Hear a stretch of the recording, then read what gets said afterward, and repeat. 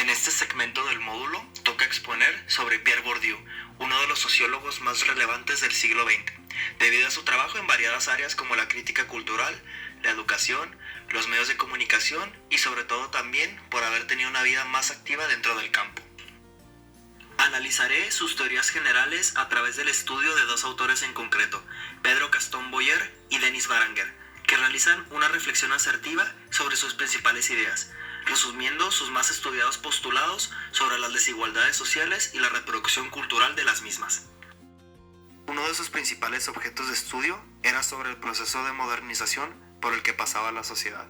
y de cómo estos cambios hacia una industrialización totalizadora estaban creando nuevas desigualdades a través de estructuras de poder y de privilegio gestadas en las clases dominantes para con los oprimidos.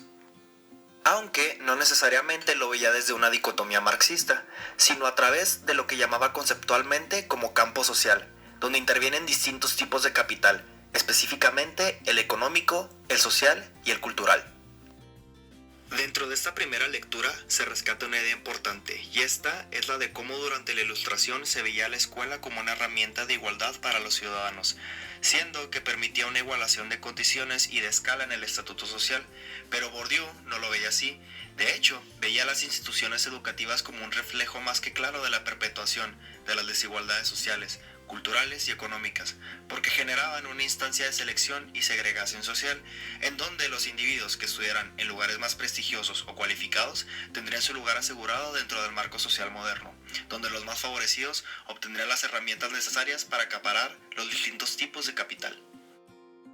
De ahí mismo se desprende uno de sus conceptos más importantes, el de la legitimización, donde existe una cultura o institución dominante que perpetúa sus propios intereses y prácticas como las primordiales en la sociedad, excluyendo y desacreditando las oprimidas, siendo esto una práctica del poder simbólico. El habitus también es uno de sus principales conceptos, en donde las menciona como construcciones simbólicas y de conocimiento que existen en un individuo a través de su interacción con el medio y la cultura en la que se encuentra, mencionándose así también una preocupación por definir a las clases sociales y en una última instancia el oficio general de la sociología para comprender todos estos fenómenos. Una de las particularidades del pensamiento de Bourdieu,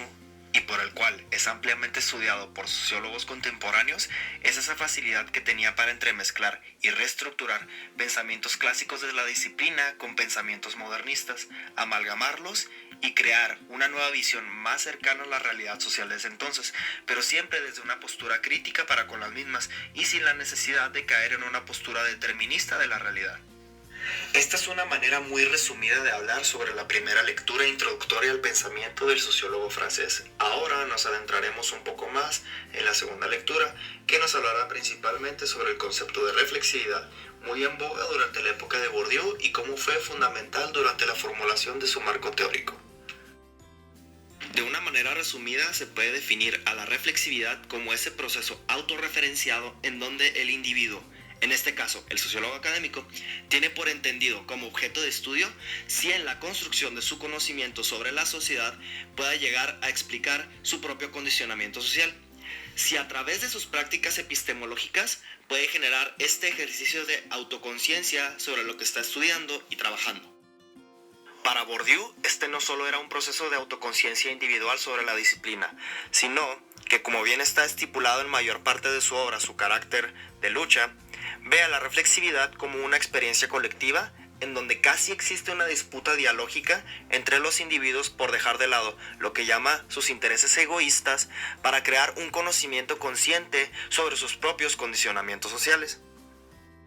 Bourdieu es recordado hoy en día como un ávido crítico de la mayoría de los fenómenos sociales que ocurrieron durante el siglo XX,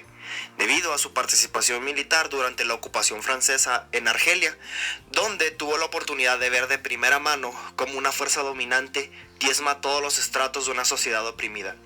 hecho que marcaría por siempre su vida, su obra y su posterior activismo social, que siguió apoyando en Argelia y en su país natal Francia hasta su muerte,